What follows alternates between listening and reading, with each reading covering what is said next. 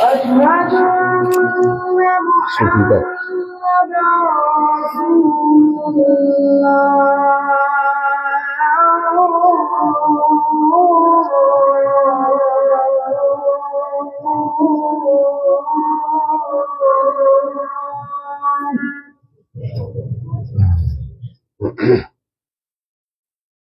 حي على الصلاة.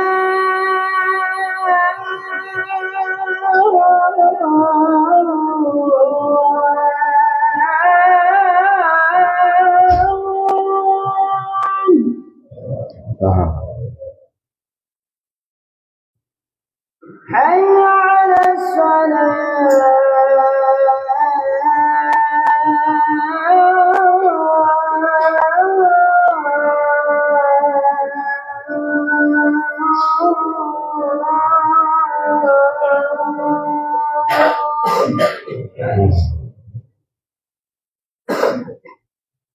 حي على الفلاح.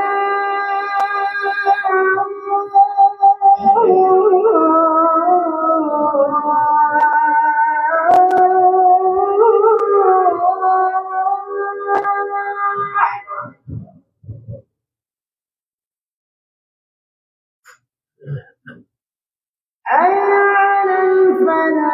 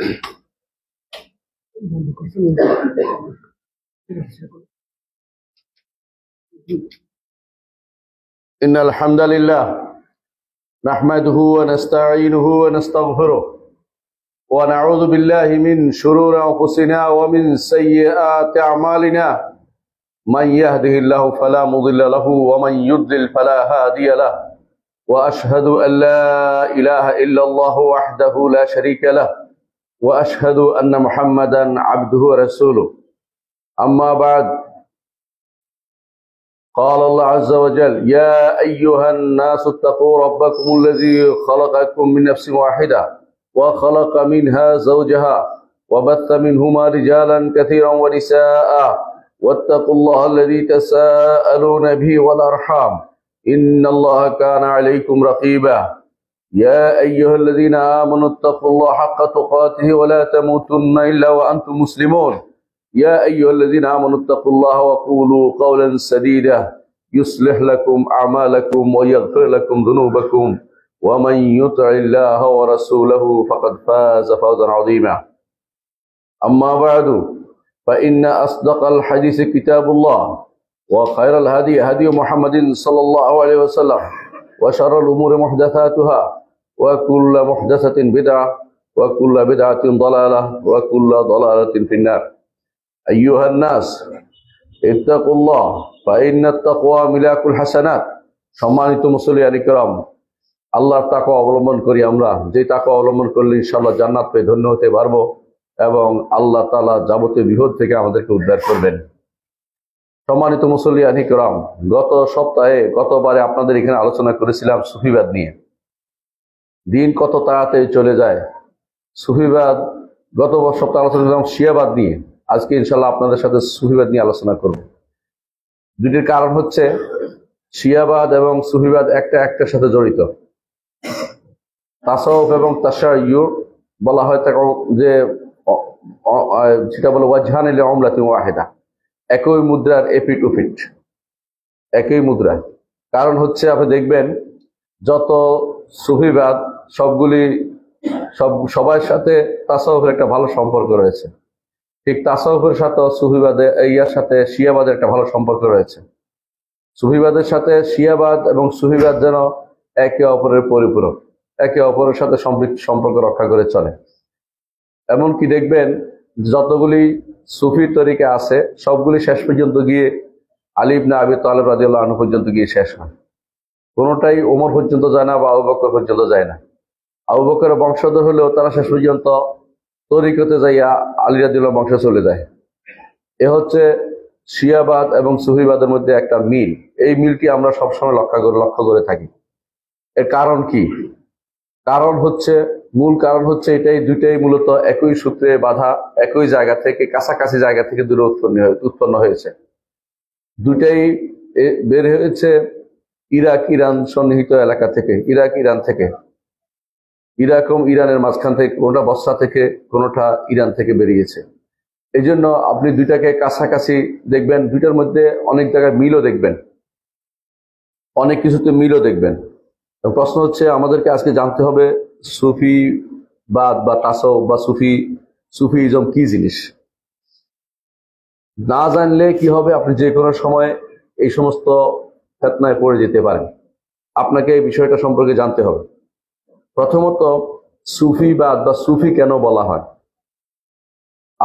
আরবি ভাষাতে সুফ শব্দের অর্থ হচ্ছে পশমের কাপড় যারা পরে।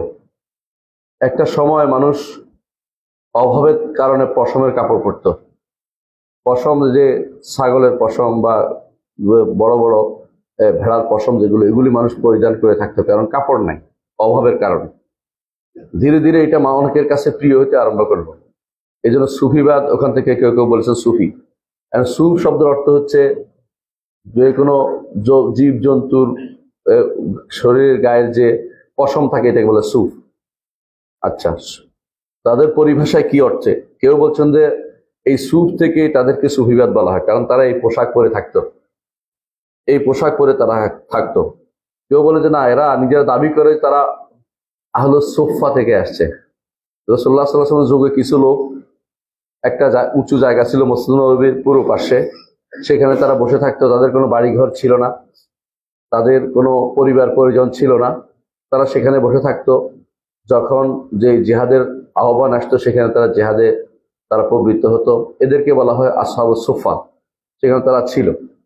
তো নিজেদেরকে সেদিকে সম্পৃক্ত করে সুফিবাদীরা মনে করে তারা আহলুস সুফফা থেকে আসছে। কিন্তু আহলুস সুফফা থেকে আসলে তো সুফি হইতো না, তারা হয়তো সুফি, কিন্তু হয়ে গেছে সুফি। তার বোঝা গেল তাদের এই দাবি শুদ্ধ না। তাদের মধ্যে একদল দাবি করে তারা বনি সুফা থেকে আসছে। বনি সুফা জাহিলি যুগে মক্কা কাবার হারামের চারপাশে বসবাস করতে, এই জন্য যে তারা কোনো কাজকর্ম করবে না, শুধু এখানে কাবার সেবা করবে আর তারা ইবাদত করবে, এই চিন্তা তারা করেছে, এই দাবি তারা করে থাকে। এই দাবির আসলে কোনো সততা নেই, সত্যতা নেই। 4 নম্বর, তাদের দাবি হচ্ছে যে তারা সুফি বলা হয় তাদের নিজেদেরকে, কারণ সৃষ্টির মধ্যে তারা একদম পছন্দনীয় ব্যক্তিত্ব, সফওয়া মিনাল খালক, সৃষ্টির মধ্যে সেরা তারা, এই দাবি তারা করে থাকে। এটাও মিথ্যা কথা। নিজের দাবি করে তো কাজ হবে না। সৃষ্টির মধ্যে সেরা হওয়ার জন্য সৃষ্টির সেরা হবে তারাই যারা রাসূলুল্লাহ সাল্লাল্লাহু আলাইহি ওয়াসাল্লামের সুন্দর অনুসারী, তারাই। এবং এই সফওয়া থেকে সুফি হয় না। সফওয়া থেকে হলে সফউইয়া হইতে পারতো, কিন্তু সুফি হয় না। তাদের মধ্যে কেউ কেউ দাবি করে তারা প্রথম কাতারে সবসময় সালাত আদায় করতে, এই জন্য তাদেরকে সুফি বলা হয়। এটাও মিথ্যা কথা। কারণ সুফি বললে সফুল আউয়াল থেকে নিসবত হতো সফি হইতো, এটা সুফি হইতো না। এটাও তারা মিথ্যা দাবি করে। কেউ কেউ তারা দাবি করে তারা সফাউল কুলুব, তাদের অন্তরের মধ্যে স্বচ্ছতা আছে বলে তাদেরকে সুফি বলা হয়, অন্তরের স্বচ্ছতা থেকে। এটাও মিথ্যা কথা, কারণ তাহলে সফাই হইতো, সুফি হইতো না তারা। তাহলে বিশুদ্ধতম মত হচ্ছে ইবনে তাইমিয়া রাহমাতুল্লাহ এটাকে প্রাধান্য দিচ্ছেন যে তারা সুফ পরিধান করতো তখনকার সময়, এক ধরনের পোশাক, পশমের পোশাক পরিধান করত। এবং তখনকার সময় এটা পরিধান করলে মনে করা হতো যে দুনিয়া বিমুখ হয়ে গেছে, আখিরাতমুখী হয়ে গেছে, এবং তার জন্য বিশেষ কোনো ব্যবস্থাপনা মানুষের মনের মধ্যে থাকতো, এই জন্য তারা এই কাপড় পরতো, এই পোশাক পরে চলাফেরা করতো। এই জন্য তখন থেকে তাদেরকে সুফি বলা হতো, এরা অনেক সময় এই কাপড়ের দাবি করবে যে রাসূলুল্লাহ সাল্লাল্লাহু আলাইহি ওয়াসাল্লাম এই কাপড় পরছে, এটা মিথ্যা কথা। রাসূলুল্লাহ সাল্লাল্লাহু আলাইহি ওয়াসাল্লাম একদিন পরেছিলেন সুফের কাপড় পরে, তিনি দেখছেন দুর্গন্ধ দেখে তিনি বলছেন আর পরেন না, এটাকে খুলে রেখেছেন। কারণ রাসূলুল্লাহ সাল্লাল্লাহু আলাইহি ওয়াসাল্লাম কোন গন্ধওয়ালা জিনিস কখনো তিনি নিজে সহ্য করতেন না। কারণ তিনি বলতেন যে আমি এমন কিছু সত্তার সাথে আমার কথাবার্তা হয় যাদের সাথে তোমরা চলাফেরা করো না, অর্থাৎ ফেরেশতাদের সাথে। ফেরেশতারা দুর্গন্ধ সহ্য করতে পারে না। এই জন্য কাপড়ের মধ্যেই, মানে কাপড় পরার মধ্যেই যে ভাগ করতে হবে, ইসলামে এই সিস্টেম কোনোদিনই ছিল না। রাসূলুল্লাহ সাল্লাল্লাহু আলাইহি ওয়াসাল্লাম যা হাতের কাছে পেতেন, ভালো যেটা সুন্দর হতো সেটাই তিনি পরিধান করতেন। সুতরাং সুফ পড়তে হবে, সুফি হওয়ার জন্য এই নীতি শুদ্ধ নয়, তারা যেটা অবলম্বন করেছিল। তাদের বিভিন্ন নাম তারা নিজেদেরকে দিয়ে থাকে, আমরা তাদেরকে সুফি বলি। তারা নিজেদেরকে বলে আরবাবুল হাকায়েক, হাকিকতের মালিক। তারা হাকিকতের মালিক বলতে তারা বুঝাচ্ছে তারা দিনকে চারটা স্তরে ভাগ করে। যে কেউ হচ্ছে শরীয়ত মানে, তারা বলে কেউ শরীয়ত মানে। হ্যাঁ, আপনাদের দেশে কেউ সংসদে যাইয়া কোনো নারী এরকম বাগাড়ম্বর ফালতু কথা বলেছে, আপনারা শুনেছেন। কেউ বলে যে আমরা নাকি শরীয়ত মানি, আর তারা তরিকত, মারেফত, এরপরে হাকিকতে পৌঁছে গেছে। এই জন্য তারা শেষ মাথায় পৌঁছে যাওয়ার কারণে নাম দিচ্ছে হাকায়েক, আরবাবুল হাকায়েক নিজেদেরকে নাম দেয়। নাম দিলেই তো আসল কথা নয়। এই শব্দগুলি কোনোটাই শরীয়তে না, ইসলামে নাই, একটা শুধু শরীয়তে আছে। আল্লাহ তাআলা কোরআনে কারীম বলেছেন, তুম্মা জাআলনাকা আলা শারিয়াতিন মিনাল আমরি, আপনাকে আমরা শরীয়তের উপর রেখেছি। শরীয়ত ছাড়া বাকি যেগুলি তারা বলে থাকে যে তরিকত বা মারেফত বা হাকিকত, এই তিনটার কোনো অস্তিত্ব কোরআন এবং সুন্নাহয় আসেনি। তো এই নামগুলো দেওয়া আসলে ইসলামী শরীয়তে বৈধতা নেই। এগুলি তারা নিজেদের পক্ষ থেকে তারা বানিয়ে বলছে। তাদের আরেক নাম তারা নিজেরা বলে ফোকারা। ফোকারা মানে দুই অর্থ হইতে পারে। একটা হলো তারা অভাবী, এই অর্থে তারা বলে না। তারা এই জন্য বলে ফকিরতি বলে, কেউ ফকিরগিরি। এই ফকির অর্থ তারা হচ্ছে আল্লাহ অভিমুখী দাবি করে থাকে।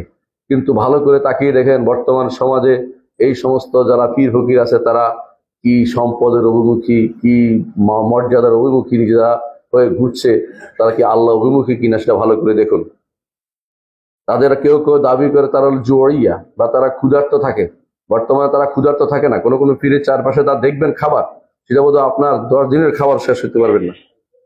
তাদের কেউ আছে নিজেদেরকে বলে মালামাতিয়া, নিজে তিরস্কার করে না, তিরস্কারকারী না, তিরস্কার করে এই জন্য যে কখনো তাদের কোনো মুরিদ হাত ছাড়া হয়ে গেছে, এই জন্য তিরস্কার করে নিজেদেরকে। তারা নিজেদেরকে কোনো তিরস্কার করে না, এরা শুধু দাবির উপর চলে। এই গোষ্ঠী বর্তমানে এবং সবসময় বেশিরভাগ তাসাউফের কথাই বলে, তাসাউফের কথাই তারা বলে থাকে। তাদের গ্রন্থের মধ্যে তাসাউফ ছাড়া কোনো কথা নেই। অর্থাৎ তাসাউফ শব্দটি কোরআন এবং সুন্নাহয় কোথাও আসেনি, এবং তাসাউফের এই পরিভাষাটা কখনো গ্রহণযোগ্য হতে পারে না। কারণ তাসাউফ হচ্ছে সুফ বা পশম পরিধান করার থেকে, এরা কেউ পশম পরিধান করে না। তো তাসাউফ নিজের যারা বলে থাকে নিজেকে তারা পরিচ্ছন্ন করে, এটার কোনো দলিল তাদের কাছে নেই। কখন তাদের প্রকাশ ঘটেছে, কখন তারা আসলো, কখন তাদের উদ্ভব ঘটেছে, তারা দাবি করে থাকে যে এরা তো যুগ ধরে ছিল। এরকম দাবি সব বাগাড়ম্বর সবাই করতে পারে। এমন কেউ বলে ইসলামের পূর্বেও তারা ছিল। এগুলি সবই হলো মিথ্যা কথা। বিশুদ্ধ মত হচ্ছে যে তারা 2য় হিজরি সনে তাদের উৎপত্তি হয়েছে। হিজরি দ্বিতীয় শতকে তাদের উৎপত্তি হয়েছে। কেউ বলেছেন 150 হিজরিতে তাদের উৎপত্তি হয়েছে আবু হাশেম আর সুফির হাতে। কেউ বলছে 189 হিজরিতে, কেউ বলছে যে 200 হিজরির পরে, কেউ দাবি করেছে রসুলের যুগও ছিল। এগুলো মিথ্যা কথা। বিশুদ্ধ মত হচ্ছে 3টি করুন যাদের ব্যাপারে রাসূলুল্লাহ সাল্লাল্লাহু আলাইহি ওয়াসাল্লাম প্রশংসা করেছেন, খায়রুন নাসে কারনি থুম্মাল্লাযিনা ইয়ালুনাহুম, আমার প্রজন্ম হচ্ছে উত্তম প্রজন্ম, তারপরে যারা আসবে। এই 3 প্রজন্ম শেষ হওয়ার পরে তাদের উৎপত্তি হয়েছে। অর্থাৎ বেদাতের সূত্রপাত হয়েছে তখন থেকে তাদের উৎপত্তি হয়েছে, এটাকেই বিশ্বাস করতে হবে। ইবনে তাইমিয়া রাহমাতুল্লাহ এই মতটিকে প্রাধান্য দিয়েছেন যে এই সময় তাদের উৎপত্তি হয়েছে। এই উৎপত্তির মূল কারণ ছিল কি? এই উৎপত্তির মূল কারণ ইবনে তাইমিয়া রাহমাতুল্লাহ আলাইহি উল্লেখ করেছেন তখনকার সময়ে মানুষ অনেকেই বলে থাকে, এটা উৎপত্তির কারণ যে মানুষ বেশিরভাগ দুনিয়াদার হয়ে গিয়েছিল। এই কথা সবসময় বলা যায়, এখনো বলা যায়, পরেও বলা যায়, আরো পরও আসবে। দুনিয়াদার হওয়ার সিস্টেম চালু আছে, যেহেতু হবেই। দুনিয়া তো আখিরাতের ক্ষেত্রে দুনিয়াদার হবে না কেন? দুনিয়া তো ছেড়ে দিতে বলা হয়নি। দুনিয়াদার হবে, আখিরাত মুখীও থাকবে, কিন্তু নিজেদেরকে অতিমাত্রায় আখিরাত মুখী প্রমাণ করার জন্য কেউ কেউ পোশাক পরিধান করতে আরম্ভ করেছে ভিন্ন রকমের, এবং বিভিন্ন রকমের অবস্থান গ্রহণ করেছে, হাল মকাম আবিষ্কার করেছে। তখনকার সময় এটা হলো হিজরি দ্বিতীয় শতকের শুরুর দিকে। এর উৎপত্তি কিভাবে হলো, কোত্থেকে তাদের উৎপত্তি হলো, এ নিয়ে বিভিন্ন মতবাদ থাকলেও, বিভিন্ন মতবাদ কি, কেউ কেউ তো বলে যে এর উৎপত্তি ইসলামে আছে। এই কথা বেশিরভাগ মুস্তাশরিক বা প্রাচ্যবিদরা বলে। এই জন্য বলে তাদের কাছে এটা খুব গ্রহণযোগ্য হয়ে যায়, তাদের কাছে এটা খুব সুন্দর লাগে যখন তো ইসলামের ভিতরে সুফিবাদ দেখাইতে পারে। কারণ তারা দেখে যে ইহুদিদের মধ্যে একটা গোষ্ঠী আছে কাব্বালা, যারা সুফিবাদী, আবার এদের মধ্যে খ্রিস্টানদের মধ্যে একটা গোষ্ঠী আছে, তারা সুফিবাদী আছে। তো মুসলিমদের মধ্যে একটা গোষ্ঠী দেখাইতে পারলে এটা খারাপ হয় না। তখন তারা মুসলিম যে ইসলাম বলে যে ইসলামের ভিতরে সুফিবাদ রয়েছে। ইসলামের ভিতরে সুফিবাদ নেই, ইসলামের ভিতরে আছে জুহুদ ও তাকওয়া। যদি কেউ অনুসরণ করে, এটাকে কোনোভাবে ইগনোর করা যাবে না। এটা রাসূলুল্লাহ সাল্লাল্লাহু আলাইহি ওয়াসাল্লাম আদর্শ, তবে সেটা সুফিবাদ নাম দেওয়া যাবে না। ইসলাম নামের ক্ষেত্রে গুরুত্বপূর্ণ দিক নির্দেশনা দিয়েছে। ইসলামের আপনি যা ইচ্ছে তা ভিন্ন নাম দিবেন, তা হতে পারে না। নাম দেওয়ার ক্ষেত্রে অবশ্যই আপনাকে জানতে হবে এই নামের অস্তিত্ব ইসলামে কোথায় আছে বা কিভাবে আছে, এটা খুঁজতে হবে ইসলাম কোরআন এবং সুন্নাহর ক্ষেত্রে। নিজের পক্ষ থেকে কোনো নাম দিলে আপনি সেই নামের মাধ্যমে আলাদা একটা গোষ্ঠী বলে বিবেচিত হবেন। ইসলামের মধ্যে থেকে আপনি একটা ফেরকা আবিষ্কার করে ফেলবেন। এই জন্য নামের ক্ষেত্রে আপনাকে সাবধান হতে হবে। যদি কেউ জুহুদ ও তাকওয়ার দিকে সম্পৃক্ত করে, ভালো জিনিস, কোরআন এবং সুন্নাহ নির্দেশিত জিনিস, কিন্তু এর মাধ্যমে নিজেকে আলাদা দল করতে পারবেন না। কারণ প্রত্যেকটি গোষ্ঠী জুহুদ ও তাকওয়া, প্রত্যেকটি ব্যক্তি জুহুদ ও তাকওয়া অবলম্বন করতে আদিষ্ট, সেখানে আলাদা কোনো দল হওয়ার সুযোগ নাই। কিন্তু তারা নিজেকে আলাদা দল করে নিয়েছে, গোষ্ঠীভুক্ত করে নিয়েছে। এই জন্য নাম দিয়েছে সুফিবাদ এদেরকে নাম দিয়েছে। কিভাবে ওদের উৎপত্তি হলো?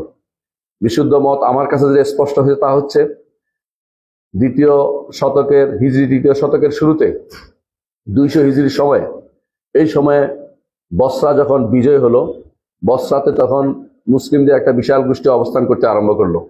তখন তারা ছিল বেশিরভাগ নও-মুসলিম। সেই সমস্ত এলাকায় ভারতবর্ষ থেকে হিন্দু যুগীরা এবং বৌদ্ধ ভিক্ষুরা যেত, গিয়ে তারা বিভিন্ন রকমের কসরত দেখাতো। তারা এক সময় বিভিন্ন জাদুর মন্ত্র দেখাতো কিছু, যা দেখে সাধারণ মানুষরা ভেলকি লেগে যেত যে এরা তো আমাদের থেকেও বেশি কারামত দেখাচ্ছে।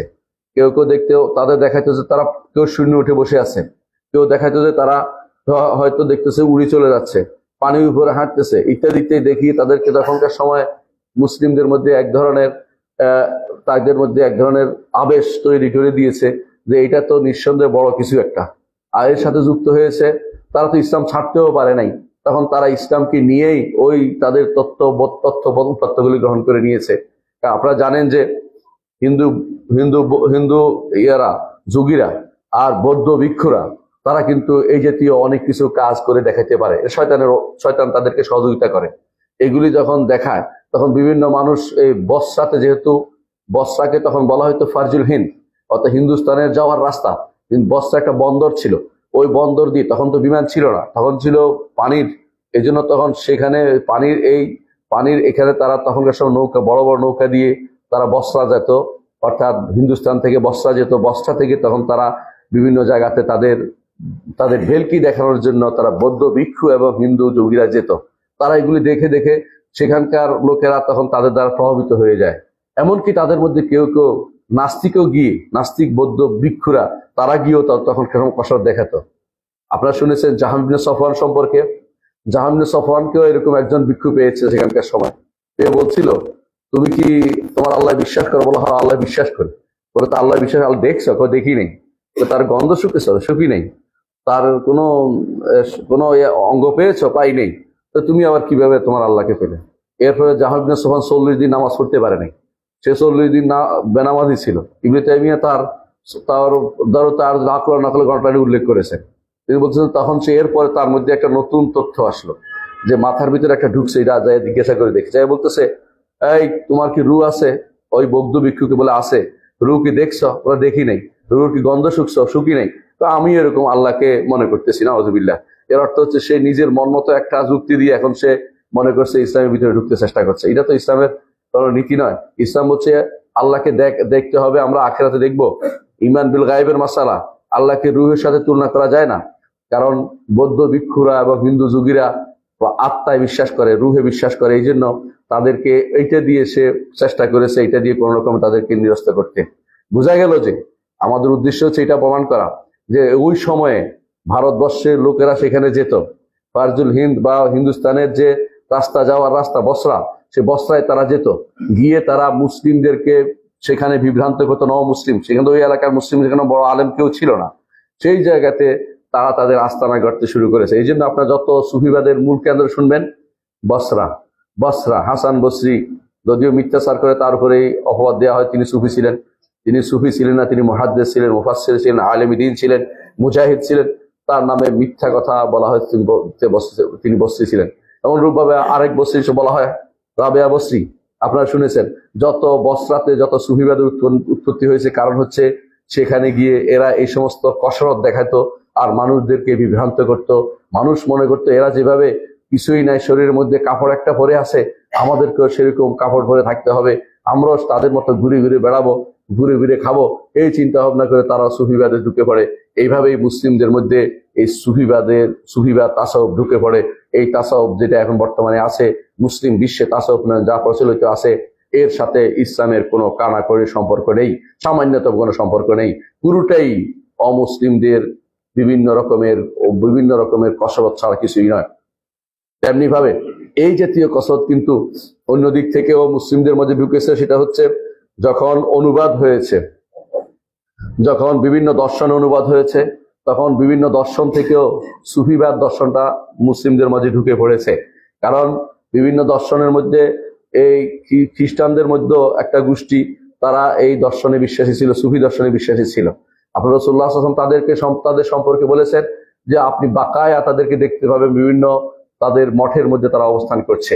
রাসূলুল্লাহ সাল্লাল্লাহু আলাইহি ওয়াসাল্লাম যেভাবে বলেছেন, ঠিক অনুরূপ ভাবে এদের মধ্যে একটা বিরাট গোষ্ঠী আছে, তখনকার সময় থেকে বিয়ে করতো না, এখনো তারা দেখবেন যে বিয়ে না করে ঘুরে বেড়াচ্ছে।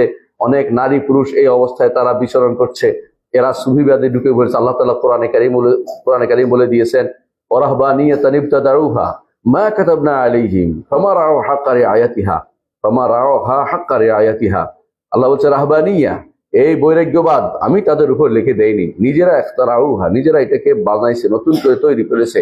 ইবতাদাউহা ইখতারাউহা, নিজেরা তৈরি করে নিয়েছে।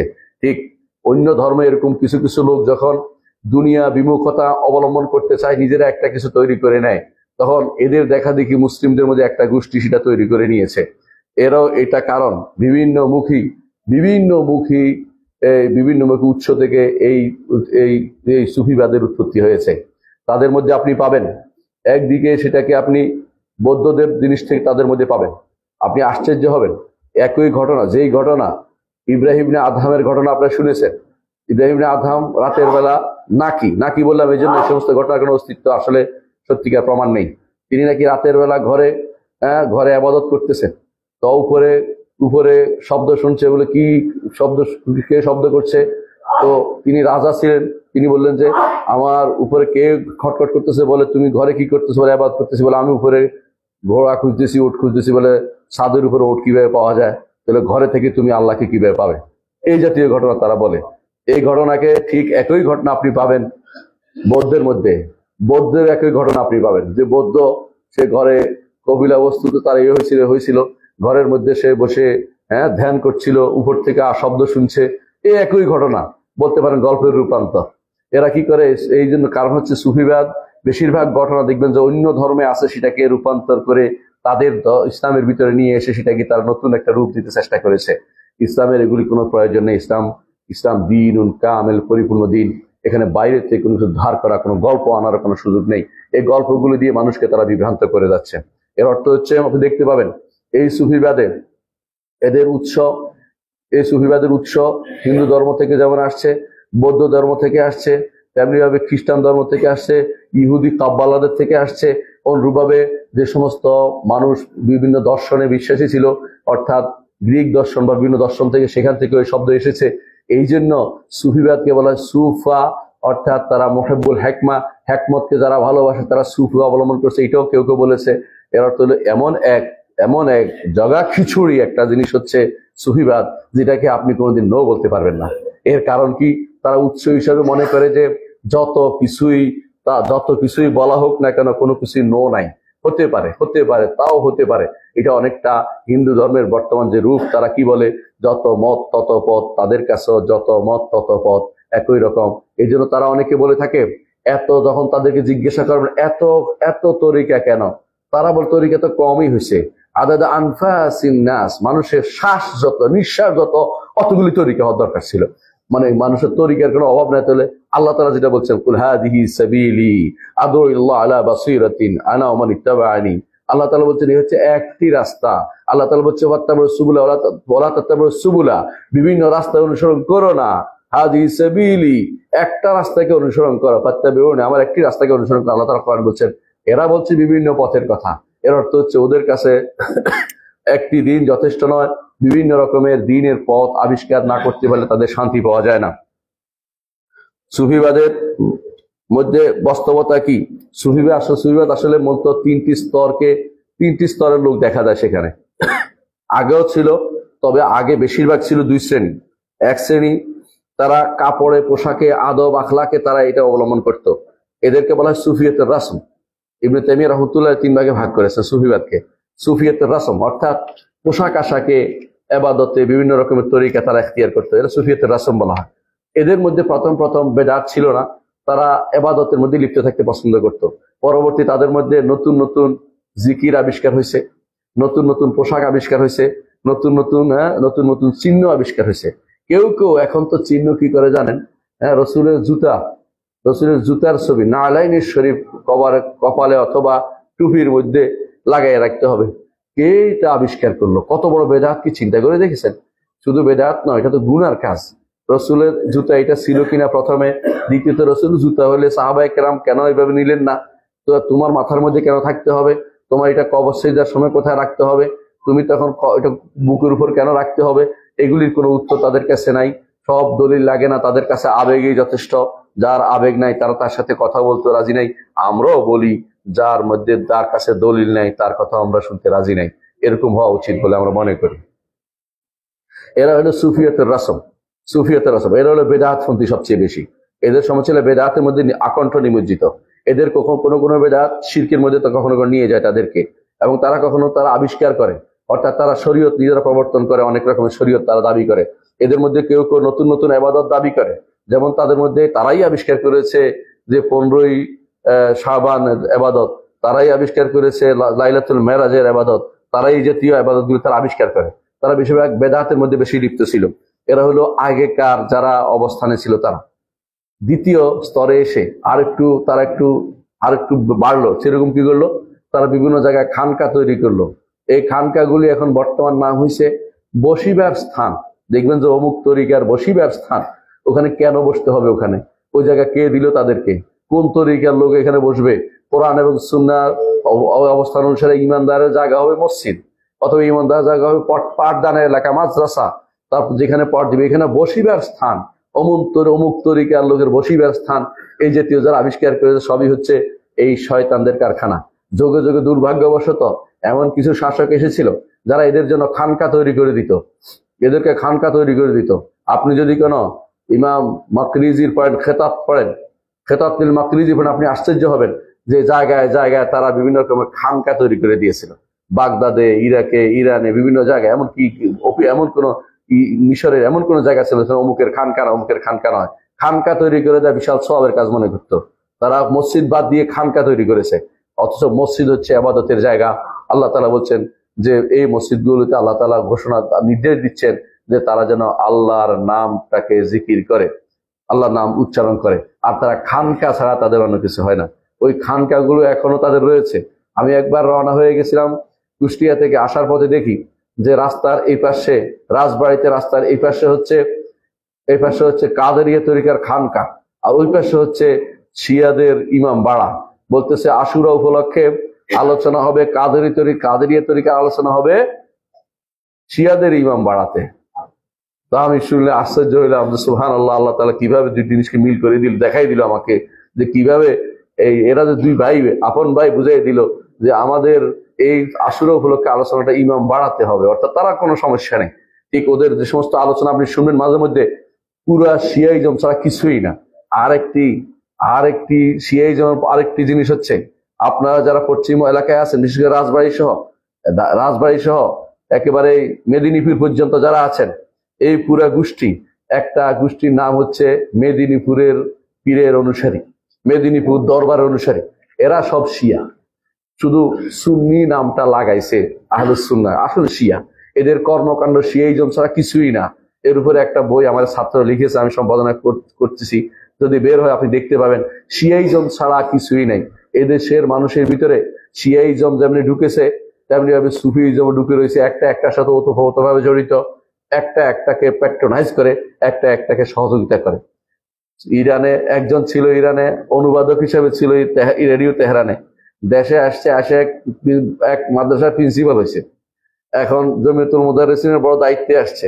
সেই ব্যক্তিকে দেখলাম ইয়াতে, সে সুফিজমের পক্ষে, এবং সে তো শিয়া হয়ে গেছে, শিয়াইজমের পক্ষেও একবার আলোচনা করেছে যে কোন দলিল যদি কোন সুন্নিদের কিতাবে পাওয়া না যায়, শিয়া হাজারাতদের কিতাবে পাওয়া যাবে। মানে হচ্ছে সুন্নিদের কিতাবে না পাইলে সেটা বানোয়াট হাদিসগুলি শিয়াদের থেকে নিতে হবে। তারপরে সেই ব্যক্তি দেখলাম যে কেন কেন মাদ্রাসা বোর্ড এখন কিছু আকীদা বিষয়ক কিছু বইকে সংশোধনের চিন্তা করছে, তার মনের ভিতরে আগুন জ্বলে যাচ্ছে। সে এখন জনগণকে খেপিয়ে তোলার চেষ্টা করতেছে। এই জনগণ সুফিবাদের সুফিবাদের লোকেরা এরা কিভাবে সহ্য করবে না যদি কোনো পরিবর্তন করা হয়। মানে সে গায়ের জোরে পরিষ্কার করতে চায়। তুমি শিক্ষা ব্যবস্থা থাকবে কোরআন এবং সুন্নাহ ভিত্তিক। শিক্ষা ব্যবস্থাকে তুমি নিজের মন মতো করে ঢুকিয়ে দিতে পারো না। আল্লাহ এবং তার রাসূল যা বলেছেন সেটাই তো মানুষকে শিক্ষা দিতে হবে। নিজের মন মতো কোনো মতবাদকে ঢুকিয়ে দেওয়ার কোনো সুযোগ সেখানে নাই। প্রত্যেকটি কথার দলিল লাগবে। যে এই দলিল তারা দেয় সেই দলিলগুলি দলিল নয়, সেগুলি তো দলাল, পথভ্রষ্টতা দিয়ে মানুষকে বিভ্রান্ত করা হচ্ছে, সেগুলি জানা দরকার। কারণ যেই দলিল তারা দিচ্ছে সেগুলো কোরআন এবং সুন্নাহ ভিত্তিক নয়, নিজের মন মতো তথাকথিত বক্তব্য এনে সেগুলিকে সেখানে প্রতিস্থাপন করা হয়েছে। তাদের বক্তব্যের মধ্যে একটা আমি আশ্চর্য হয়েছি, তারা ইমাম মালিক রাহমাতুল্লাহ আলাইহি সম্পর্কে মিথ্যাচার করে যে তিনি নাকি বলেছেন যে ব্যক্তি ফিকহ জ্ঞান অর্জন করলো অথচ সুফিবাদ শিখলো না, সে ব্যক্তি জিন্দিক হয়ে গেল। নাউজুবিল্লাহ। কত বড় মিথ্যা কথা আপনি জানেন? কেন ওই সময় ইমাম মালিকের সময় সুফিবাদের অস্তিত্ব শুরু হয়নি। এর অর্থ হচ্ছে সে এমন এক কথা ইমামদের পিছনে লাগিয়ে দিয়েছে যা মিথ্যা ছাড়া কিছুই নয়। ইমাম মালিকের ছাত্ররা সেটা বর্ণনা করেনি। পরবর্তী অনেক বছর পরে যদি কেউ ইমাম মালিকের নামে কোনো একটা বক্তব্য দিয়ে দেয় কোন সুফি, তাহলে সেটা গ্রহণযোগ্য বিষয় হতে পারে না। ইমাম মালিকের গ্রন্থ আছে, সেখান থেকে নিতে হবে। তার ছাত্রদের গ্রন্থ আছে, সেখান থেকে তার বক্তব্য নিতে হবে। নিজের মন মতো কোনো কিছু প্রচার করার সুযোগ সেখানে নেই। অনেকেই ইমাম মালিক রহমতুল্লাহ আলাইহি অথবা ইমাম শাফিঈ এবং আহমদের নামে যে সুফিবাদের প্রশংসায় কিছু বক্তব্য বর্ণনা করে থাকে, এ সবই মিথ্যা। ইমাম মালিক রহমতুল্লাহ আলাইহি বা শাফিঈ বা আহমদ ইবনে হাম্বল কেউ সুফিবাদের কোনো প্রশংসা করেননি, বরং তিনি সাবধান করেছেন। হারিস ইবনে মুহাসিবের মধ্যে যখন কিছু সুফিবাদের বীজ দেখা গেছে, তিনি সাবধান করেছেন, সাবধান, হারিস ইবনে মুহাসিবের দরবারে কেউ গেলে আমার দরবারে কেউ আমার এখানে কেউ আসতে পারবে না, আমার এখানে হাদিস শিখতে আসতে পারবে না। হারিস ইবনে মুহাসিবিরা হাদিসের কোনো মুহাদ্দিস ছিল না, তারা ছিল সুফিবাদী মুহাদ্দিস এবং তারা ছিল আশারি মতবাদের কুল্লাবী মতবাদ দ্বারা আক্রান্ত ব্যক্তি। আশারি তখন আসেনি, কুল্লাবী মতবাদ দ্বারা আক্রান্ত ব্যক্তি। তখন এই জন্য ইমাম আহমদ ইবনে হাম্বল তাদেরকে সাবধান করেছেন যে সাবধান, এদের এই সমস্ত বক্তব্য যেন আমার এখানে কেউ না নিয়ে আসে, সাবধান করতেন। ঠিক অনুরূপ ভাবে ইমামরা যুগে যুগে এই সমস্ত সুফিবাদ নিয়ে সাবধান করেছেন। বরং ইমাম শাফিঈ বলেছেন সকালবেলা কেউ যদি কোনো সুফিবাদে ঢুকে বিকাল বেলা সেটা আহমক সব হয়ে বের হবে, কারণ তার কোনো আর জ্ঞান বলতে কোনো কিছু রাখবে না। কারণ তার বিবেক সে বিক্রি করে দিবে সুফির ইমামের কাছে, সুফি ইমামের কাছে বিক্রি করে দিবে, তার মধ্যে বিবেক বলতে কোনো কিছু আর থাকবে না। এভাবে বোঝা গেল যে সুফিবাদের মূল অস্তিত্ব, মূল উৎস কখনো কোরআন এবং সুন্নাহ নয়। এই দ্বিতীয় শ্রেণীরা খানকা তৈরি করত, এক খানকা তৈরি করে সেখানে বসবাস করত।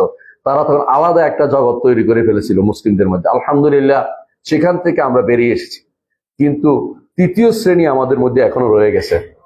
তাদের খানকাও রয়ে গেছে, দ্বিতীয় শ্রেণী রয়ে গেছে, কিন্তু মানুষ অনেকটা বেরিয়ে এসেছে। এখনো কিন্তু আপনি দেখতে পাবেন বিভিন্ন এলাকায় খানকা আছে। এই খানকাগুলি আরেক নাম হচ্ছে দরবার। এখন আপনারা নাম দিচ্ছেন দরবার। কেউ বলে যে অমুক চরের দরবার, অমুক চরের দরবার, দুটোই চর। আমাদের বড় বড় চর দুইটাই দরবার আছে, দুইটাই আগে চর আছে। একটা হলো চর, এর সাথে সিনা, এরপরে একটা আছে চর, এটা হলো মোনাই। দুইটাই চর, চর এলাকা ছাড়া কোনো যেন আল্লাহর রহমত নাজিল হয় না কোথাও, শুধু চরে নাজিল হয়। তো চর আছে, আবার বিভিন্ন জায়গাতে এই যদি চরের অভাব নেই। এই যদি যারা এই সুফিবাদী এই ধ্যান দ্বারাই বিশ্বাসী আছেন, মনে রাখবেন আল্লাহকে ভয় করুন। আপনার ওই দরবারে যাইতে কোনো আল্লাহ রাসূল বলেন নাই, কোনো ব্যক্তির দরবারে যেতে হবে না। আপনাকে কোরআন এবং সুন্নাহ শিখার জন্য আলেমের কাছে যেতে হবে, কোরআন এবং সুন্নাহ জানতে হবে, ইবাদত করতে হবে, আকীদা বিশ্বাস শুদ্ধ করতে হবে। এর জন্য আপনাকে কোরআন এবং সুন্নাহ দ্বারস্থ হতে হবে এবং কোরআন সুন্নাহ যারা জানে তাদের কাছে যেতে হবে। যারা নিজেদের মন মতো করে কোরআনের ব্যাখ্যা করে, হাদিসের ব্যাখ্যা করে, তাদের কাছে আপনি যেতে পারবেন না। আপনি আশ্চর্য হবেন যে অধিকাংশই কোরআন এবং সুন্নাহর অপব্যাখ্যা করে। তাদের মধ্যে এক পীরেও ব্যাখ্যা করতেছে, আপনি শুনে আশ্চর্য হবেন।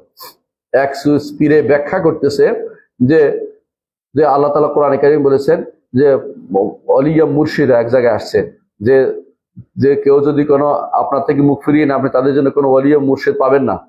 হ্যাঁ, অলি মুর্শিদ কয়ে, অলি মুর্শিদ মানে পীরের কথা বলা হয়েছে। আস্তাগফিরুল্লাহ।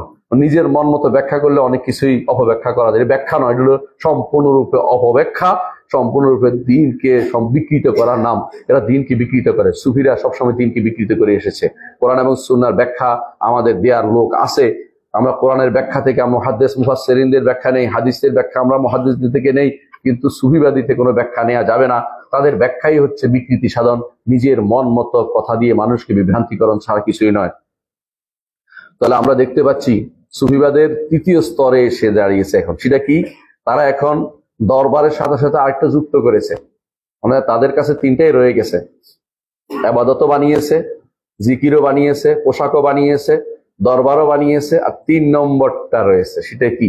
3 নম্বরটা হচ্ছে তারা এখন দাবি করে তারা হাকিকতে পৌঁছে গেছে। এই হাকিকতটা হচ্ছে ফালসাফা, দর্শন ঢুকেছে। এই দর্শন যখন ঢুকেছে তখন থেকে এই আরো ভয়াবহ আকার ধারণ করছে। সেটা এক একজনে এক এক দর্শন নিয়ে আসে, এক একজনে, এমনকি শেষ পর্যন্ত লালন ধর্মের লোকেরাও সুফিবাদী বিশ্বাসী হয়ে, মানে লালন ধর্মের লোকেরাও তারা সুফিবাদ দিয়ে চালাচ্ছে। লালন একটা আলাদা ধর্ম, এটা মুসলিম ইসলামের সাথে কোনো সম্পর্ক নেই। এদেরকে বলা হয় কর্তা ভজা। এরা ভিন্ন ধর্মের লোক, এরা ইসলামের সাথে কোনো সম্পর্ক নেই। জোর করে তাদেরকে ইসলামে বানাচ্ছেন কেন আপনি? ওরা নিজেরাই বলে আমাদেরকে আপনারা মুসলিম বলেন কেন? আমরা তো মুসলিম হতে চাই না, আমরা তো খলিল কাবার অনুসারী না, আমরা জলিল কাবার অনুসারী। অর্থাৎ খলিল কাবা যেটা মক্কাতে আছে এটার অনুসরণ করে তারা করে না। তারপর আপনি মুসলিম বানানোর জন্য ব্যস্ত হয়ে পড়ছেন, তাদের জন্য ঘর বাড়ি করে দিচ্ছেন, তাদের অনুসারী হওয়ার জন্য আপনি মানুষদের প্রস্তাব দিচ্ছেন, তাদের লালনের মতো ছবি এনে বাংলাদেশের জায়গায় জায়গায় ফিট করে রাখতেছেন। আপনি ইসলাম কি বুঝছেন নাকি দিন বুঝেছেন না কোনটা বুঝেছেন আপনাকে বুঝাতে পারবো না। সেটা শুধু লালনকে বলে লাভ নেই, লালন তো একটা ফ্যাক্টর বুঝাচ্ছি। এরকম জায়গায় জায়গায় যতগুলি এখন পীর তৈরি হচ্ছে সবগুলি নিজের পক্ষ থেকে এক একটা মতবাদ তৈরি করে নিয়েছে। এরা হচ্ছে মূলত কোরআন এবং সুন্নাহকে, তারা কোরআন এবং সুন্নাহকে পাশ কাটিয়ে নিজের মন মতো ব্যাখ্যা দিয়ে ইসলামকে মানুষের কাছে বিভ্রান্তিকর অবস্থায় তুলে ধরছে। তাদের মূলনীতিগুলি আপনারা বুঝতেই পারছেন। তাদের মূলনীতি কি? তাদের মূলনীতির মূল কথা হচ্ছে এটাই, সেটা হচ্ছে আমি যা বুঝি সেটা হচ্ছে দিন, মানে নিজে যা বুঝে সেটা হচ্ছে ধর্ম। এই জন্য নিজের মন মতো করে ব্যাখ্যা করে। কেউ জিকির বানায়, কেউ লা ইলাহা ইল্লাল্লাহ বলে, কেউ ইল্লাল্লাহ বলে, কেউ আল্লাহ আল্লাহ বলে, কেউ লা ইলাহা ইল্লাল্লাহ শুদ্ধ ছিল, কোনো সমস্যা ছিল না, কিন্তু এটা পড়ার সিস্টেমটা আলাদা। ইল্লাল্লাহ মানে অর্ধেক উপরে টানতে হবে, অর্ধেক নিচে ফেলতে হবে। কেউ তারা কি করতে হবে? নফসের মধ্যে দরবা লাগাতে হবে। নফস বুঝলেন তো? নিজের আত্মার মধ্যে ধাক্কা দিতে হবে। আত্মা কোথায় পেয়েছে ধাক্কা দিতে? এরপরে হিন্দু ধর্ম আমি খুঁজে পেলাম যেটা কোথায় আছে। এটা হিন্দু ধর্মের কুণ্ডলিনী উপর তারা আঘাত করা। হিন্দু ধর্মের মত হচ্ছে যে মানুষের বসার সর্বশেষ জায়গা হচ্ছে একটা কুণ্ডলিনী থাকে, যেখানে মানুষ বসলে যার উপরে বসে, আপনার বসার পর যেখানে, এগুলো কুণ্ডলিনী বলে। তো আপনি যখন বসেন কোনো ধাক্কা লাগে তো কুণ্ডলিনীর উপর ধাক্কাটা পড়ে। এই জন্য হিন্দু ধর্মের কথা হচ্ছে এইটাকে যতক্ষণ পর্যন্ত কেউ বিভিন্ন শব্দ দিয়ে আঘাত করতে করতে, একজন যোগী, একজন যে সে এটা আঘাত করতে পারে, একসময় সে পূর্ণতায় পৌঁছতে পারে। এই বক্তব্য আমার নয়, এই বক্তব্য আবু রায়হান আল বাইরুনি, যে বড় গবেষক ছিলেন, সে হিন্দু ধর্মের উপর একটা বই লিখেছে, তাহকিকু মালিল হিন্দ মিন মাকবুলা মিন মাকুলা মাকবুলাতিন ফিল আকলা ওয়া মারদুলা। এই গ্রন্থের মধ্যে তিনি উল্লেখ করেছেন। তখনই বুঝলাম যে সুফিবাদ হিন্দু ধর্ম থেকে জিকিরটাও নিয়েছে, এবং জিকিরটার কি নিয়েছে, কিভাবে করতে হবে, তরিকাতুল জিকির, জিকিরের পদ্ধতিটাও হিন্দু ধর্ম থেকে নিয়েছে। এবং সেটা নয়, সুফিবাদের যে সমস্ত আচার আচরণ ও মুরিদার শেখের যে চিন্তা চেতনা, এগুলি পরিপূর্ণভাবে হিন্দু ধর্ম থেকে নিয়েছে। আপনি যদি উপনিষদ পড়েন, উপনিষদ কিভাবে পড়তে হবে, উপরে বসিয়া নিচে ছাত্রকে যেই শিক্ষা প্রদান করা হয়, এটা নাম হচ্ছে উপনিষদ। অর্থাৎ উপরে বসবে শেখ, নিচে বসবে ছাত্ররা, এরপরে যেভাবে শিক্ষা দিবে যেই পদ্ধতি, এটা নাম হচ্ছে উপনিষদ। তো সেই পদ্ধতিতেই সুফিরা তাদের মুরিদদেরকে শিক্ষা দিয়ে থাকে। সেখানে কোনো প্রশ্ন তোলার কোনো সুযোগ নেই। প্রশ্ন তুললে আপনি আর কোনোদিন হেদায়েত প্রাপ্ত হইতে পারবেন না। মানে এই জন্য তারা বলে একজন মুরিদ তার পীরের কাছে সেরকম থাকবে যেরকম একজন মৃত মানুষকে গোসল দেওয়ার সময় গোসলদাতার হাতে মৃত মানুষ যেভাবে থাকে, নড়াচড়া করতে পারবে না, আউযুবিল্লাহ, সেরকম। এবং তাদের মধ্যে অনেকে মনে করে, পীর যদি মনে করে যে তোমার এই ইয়াটা সাজ্জাদাটা, অর্থাৎ তোমার যে নামাজের মুসল্লাটা নিয়ে মদের পাত্রে ঢুকে যায় না, তারপরে এরপরে নামাজ পড়ো, তোমাকে সেটাও করতে হবে না, আউযুবিল্লাহ। এর অর্থ হচ্ছে তারা এটা কেন বলে, তারা পীর সাহেবের কোনো কথা আপত্তি করলে তুমি শেষ হয়ে যাবে। প্রত্যেকটি পীরের বক্তব্যই তাই। এটা বলে তারা পীরে মাগা মাগা পীর বলে। এই শুনে শব্দ এটা আপনার শুনে থাকবেন এর আগেই। আমি শুধু সংক্ষেপে ইঙ্গিত করছি এটাই যে এরা হচ্ছে বিভ্রান্ত দলের বিভ্রান্ত গোষ্ঠী। এদের বিভিন্ন আকীদা কি? এদের আকীদা হচ্ছে 1 নম্বর আল্লাহ সম্পর্কে আকীদা। আল্লাহ সম্পর্কে তাদের আকীদা হচ্ছে, এদের মধ্যে যারা দার্শনিক তারা, এরা মনে করে আল্লাহ আসলে আলাদা কোনো সত্তা নেই। আল্লাহ সৃষ্টির ভিতরে একই জিনিস আছে, একই সত্তা। এদেরকে বলা হয় ওয়াহদাতুল উজুদ বলে। এই ওয়াহদাতুল উজুদের কায়েল ছিল ইবনে আরাবী, যাদেরকে আপনাদের সুফিবাদে এদেরকে বলা হয় শেখ আকবর, বড় শেখ। এদেরকে বলা দরকার ছিল শেখ আকফর, বড় কাফের শেখ হচ্ছে ইবনে আরাবী। ইবনে আরাবী যে বড় ধরনের কুফরি করেছে, এই কথা আমি বলি নাই, যুগে যুগে হানাফি আলেমরা বলেছে, এবং হানাফি আলেমরা এর বিরুদ্ধে বই লিখেছে। ইমামরা এরপরে বই লিখে তারা এটা সাবধান করেছেন যুগে যুগে, যে এমনকি ইমাম জাহাবি বলতেছেন, যদি তার কিতাব ইবনে আরাবীর কিতাবের মধ্যে যদি কোনো শিরিক না থাকে, আমি জানি না পৃথিবীর কোথাও শিরিক আর কোথায় পাওয়া যাবে। অর্থাৎ এত বেশি শিরিক, এটা কোনো বলার কোনো অপেক্ষা রাখে না। ইবনে আরবির বইয়ের মধ্যে শুধু শিরিক আর শিরিকে ভর্তি, অথচ ইবনে আরবির বক্তব্য দিতে গেলে হুজুররা সারাদিন ধরে দেয়। এরা মনে করে যে আল্লাহ তাআলা স্রষ্টা এবং সৃষ্টি একই রকমের। এরা তখন ফালসাফা দর্শনে ঢুকে গেছে। এর নাম হচ্ছে হাকিকত, তারা বলা হয়। এরা তো হাকিকত যখন বলে, যে ব্যক্তি বলে হাকিকত কি, হাকিকত বলতে তারা এটাই বোঝায়, নারী পুরুষ পার্থক্য নেই, গরু ছাগল পার্থক্য নেই, হাঁস মোরগ পার্থক্য নেই, হ্যাঁ, আরো কি বোন ভাই পার্থক্য নেই, নাউজুবিল্লাহ, মা ছেলে পার্থক্য নেই, সব একই জিনিস এবং সব স্রষ্টাময়, নাউজুবিল্লাহ। এরাই হচ্ছে এই ওয়াহদাতুল উজুদের কায়েল বা সর্বেশ্বরবাদীদের, তারা হচ্ছে এই প্রবক্তা। এরা এই জায়গায় পৌঁছে গেলে তাদেরকে বলা হাকিকতে পৌঁছে গেছে তিনি। এরপরে দেখবেন যে তারা আবার ইবাদত করতেছে না। ইবাদত কেন করবো? আমি তো সেই, আমি কার ইবাদত করব? এই জন্য তারা বড় বড় কবিতা রচনা করে এরপর কবিতা রচনা করে। এদের মধ্যে বিখ্যাত হচ্ছে ইবনে আরবি, ইবনে হুদ, তিলমিসানি।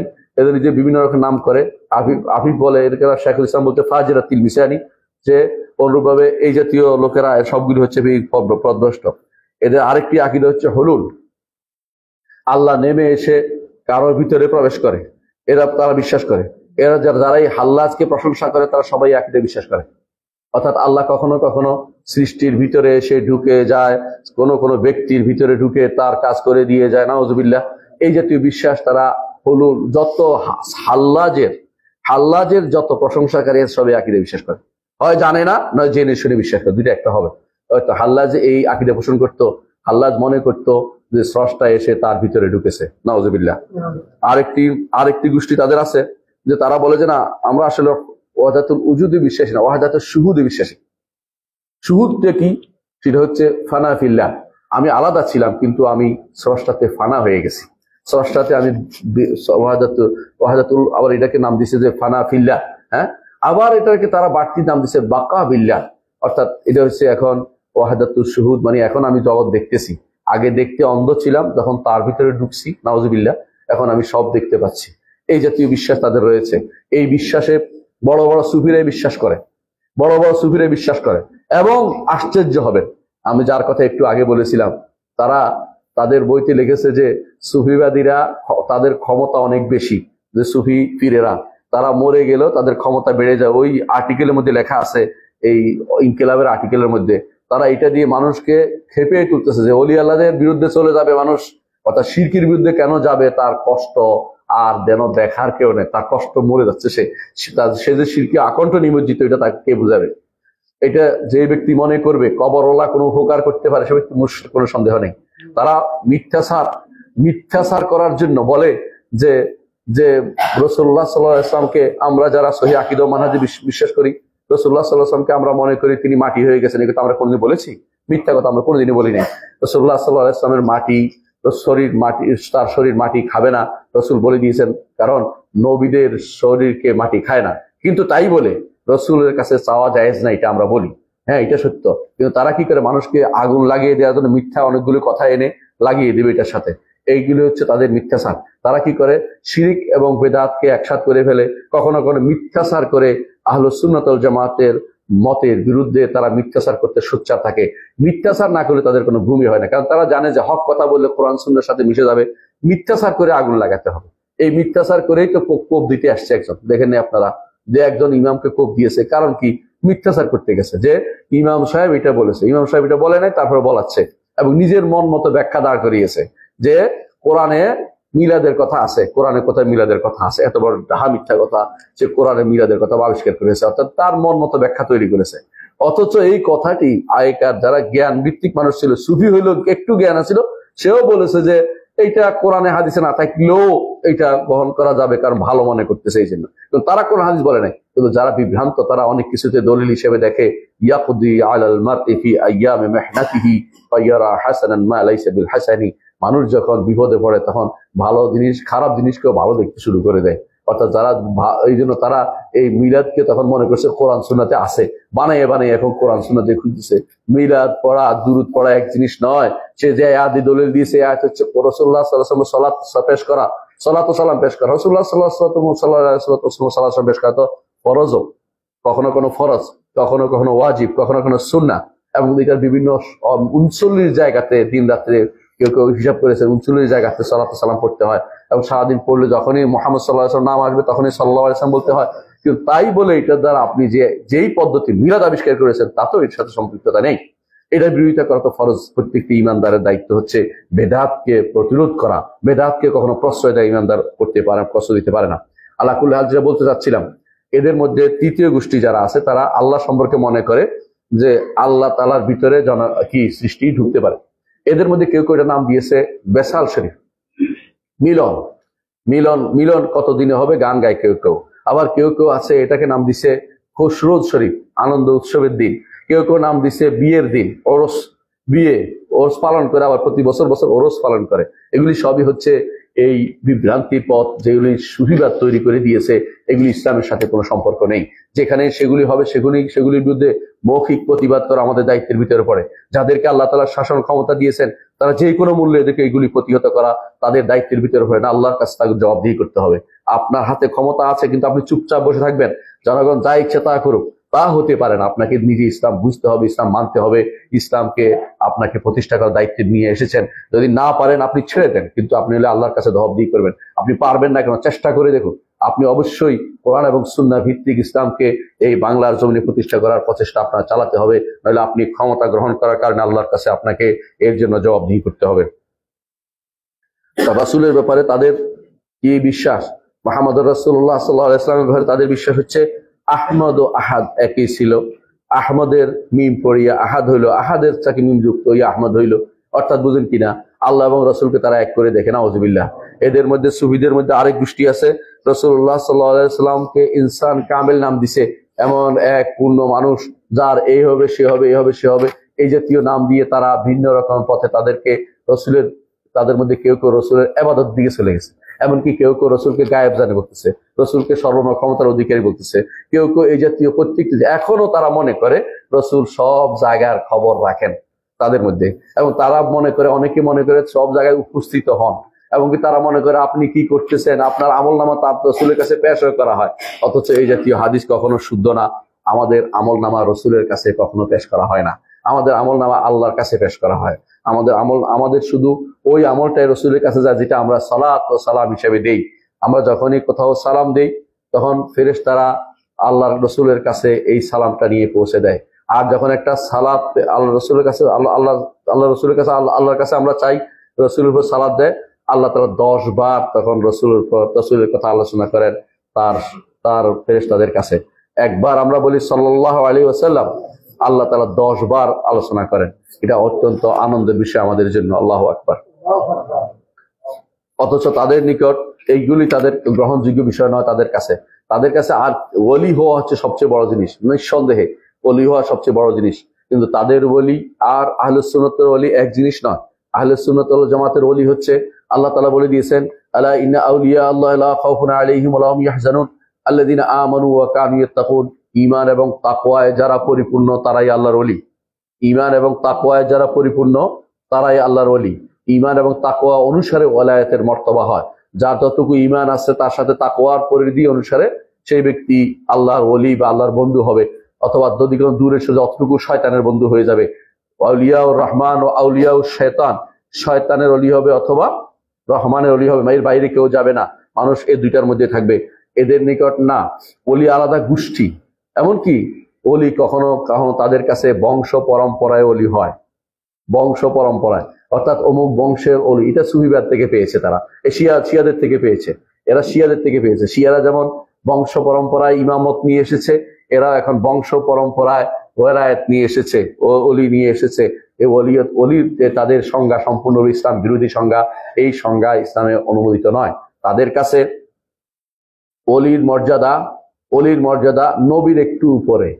নাউজুবিল্লাহ, নাউজুবিল্লাহ। অর্থাৎ তাদের মধ্যে কেউ কেউ বলেছে নিজেদেরকে, তাদের মধ্যে কেউ কেউ বলে যে অলির মর্যাদা ঠিক যেমনি ভাবে শিয়ারা বলে ইমামের মর্যাদা অনেক বেশি, তেমনি তারা অলির মর্যাদাকে অনেক বেশি তুলেছে। এইটা একই সূত্রে গাথা। তাদের অলিদের মধ্যে একদল নাম থাকে গাউস। গাউস হচ্ছে মহা উদ্ধারকারী। অথচ মহা উদ্ধারকারী হচ্ছে মুশরিক। যে ব্যক্তি আল্লাহ ছাড়া অন্য কাউকে মহা উদ্ধারকারী মনে করবে সে ব্যক্তি শিরিককারী, এবং যাকে নিয়ে বলছে সে যদি রাজি থাকে সে ব্যক্তি তাগুত, কারণ সে বলতে পারে না যে আমি মহা উদ্ধারকারী। এই জন্য মহা উদ্ধারকারী বলা ইসলামে অবৈধ, অনুমোদিত নয়। এই জন্য গাউস এই নামটি আল্লাহ ছাড়া কারোর জন্য ব্যবহার করা জায়েজ নেই। এর সাথে যদি যুক্ত হয় গাউসুস সাকালাইন, গাউসে আদম, গাউসে সমদানি, এই জাতীয় জিনিস যদি কোনো কেউ যুক্ত করে তাহলে সেই ব্যক্তি কত বড় মুশরিক একটু চিন্তা করে দেখুন। অথচ আমাদের দেশে রাস্তার নাম করা হয় এইভাবে, মসজিদের নাম করা হচ্ছে এইভাবে। আপনাকে বুঝেন কত বড় শিরকের ভিতরে তারা লিপ্ত রয়েছে। আবার তাদের আছে আওতাদ আরবা, জগতের 4 কোণায় 4টা পিলারের মতো মানুষ বসে আছে, এরা আল্লাহর ওলি। 4 কোণায় কোন কোণায় আল্লাহ জানে, তারা বলতে পারে শুধুমাত্র। এদের নাম দিচ্ছে আওতাদ আল আরবা। আর তাদের 7 জন কুতুব আছে, অর্থাৎ 7টা প্রদেশ তারা পাইছে তখনকার সময়। এই জন্য বলছে সব প্রদেশে একজন করে, প্রদেশ মানে ইকলিম বলা হয়, যেমন আমরা মহাদেশ বলি, 7 মহাদেশ। এই জন্য তারা 7 মহাদেশে 7 জন কুতুব আছে।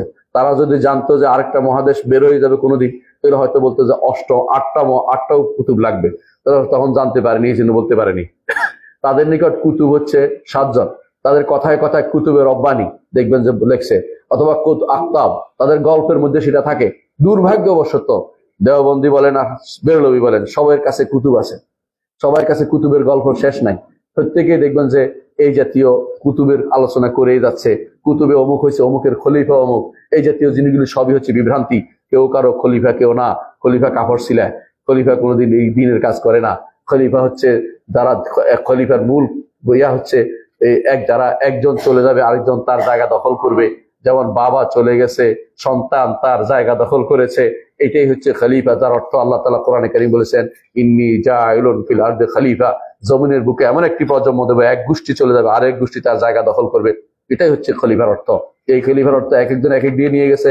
সুফিরা বানিয়েছে যে অমুকের পক্ষ থেকে অমুক খলিফা বানাবে, আর রাজনীতিবিদরা বানিয়েছে যে রাষ্ট্রযন্ত্রকে খেলাফত দিয়ে তৈরি করতে হবে আয়াতের অর্থ। এই কোনোটাই এই আয়াতের অর্থ নয়। এই আয়াতের অর্থ বোঝার জন্য একেবারে সহজ জিনিস হচ্ছে, এমন একটা গোষ্ঠী যাবে যারা চলে যাবে, খলিফা অর্থ যারা চলে যাবে আরেকটা গোষ্ঠী তার প্রতিনিধিত্ব করবে, একদল যাবে একদল আসবে। কিন্তু এদের নিকট সেটা নয়। এদের নিকট হচ্ছে আকতাব, 7, তো সবসময় 7 জন করে থাকবে। একজন মরে গেলে আরেকজন উঠবে, মানে প্রত্যেক জায়গাতে।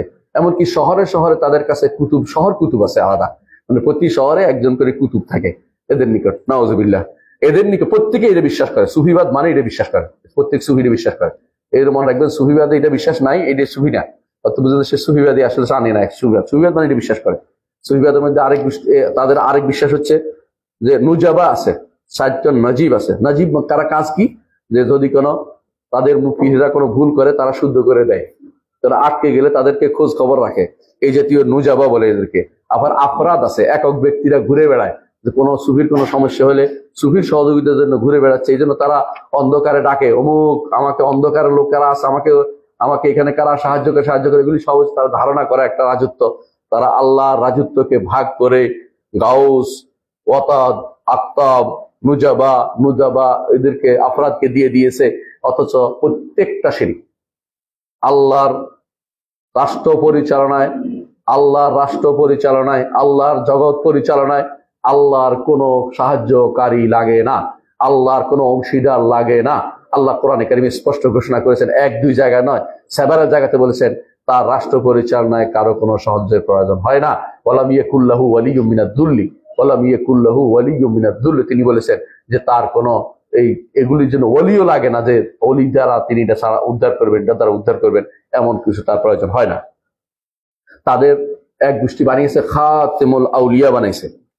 খাতেমুন নবিয়্যিন যেমন আমাদের আছে, খাতেমুন নবিয়্যিন কে মুহাম্মদুর রাসূলুল্লাহ সাল্লাল্লাহু আলাইহি ওয়াসাল্লাম, তারা ঠিক এর বিপরীতে আর কিছু খাতেমুল আউলিয়া।